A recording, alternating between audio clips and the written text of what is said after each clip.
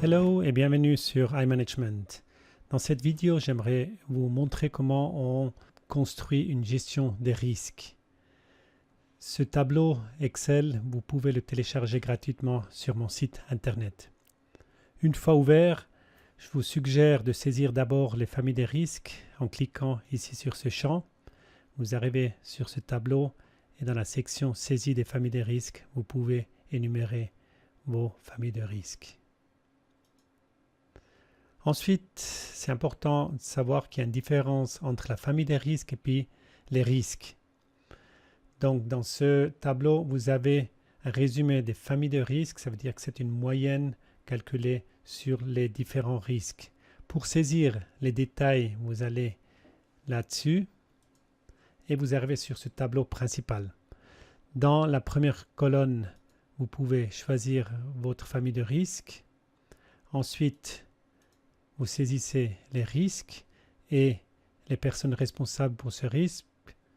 Ensuite, important, c'est de faire la différence entre le risque initial et le risque résiduel.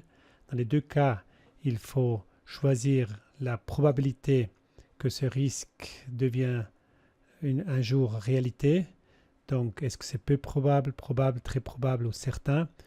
Et aussi, quel est l'impact de ce risque sur notre entreprise ou bien sur notre projet? Est-ce que c'est insignifiant, modéré, significatif ou critique?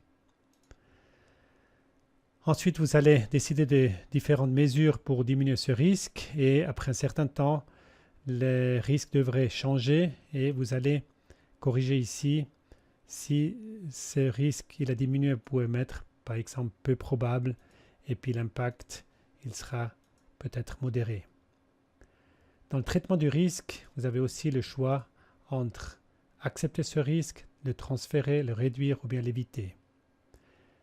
Et la dernière section, vous pouvez encore avoir des projets et puis des priorités et les responsabilités pour ces projets. Voilà, une fois saisi ce tableau, vous avez la possibilité d'avoir plusieurs graphiques. Donc si vous cliquez par exemple sur cette icône, vous arrivez sur l'aperçu des familles des risques et là vous avez d'un côté le risque initial en majuscule et puis le risque résiduel en minuscule. Et puis là on voit par exemple avec le risque 1 qu'il est diminué. Par contre le risque 9 il est resté le même. Si je clique sur cette icône, j'arrive sur l'aperçu des risques. Et là, vous avez tous les risques que vous avez saisis dans ce tableau sur un graphique. Et là, vous voyez de nouveau la même chose. Donc, le risque initial, R1, majuscule, et puis le risque résiduel, R1, minuscule.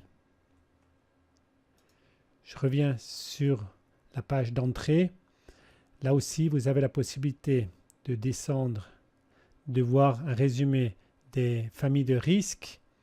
La même chose avec le risque initial et puis le risque résiduel. Vous avez aussi la possibilité de changer le graphique.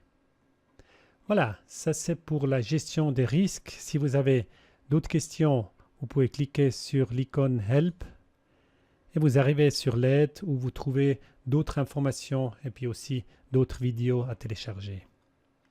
Je vous souhaite encore beaucoup de plaisir et à bientôt.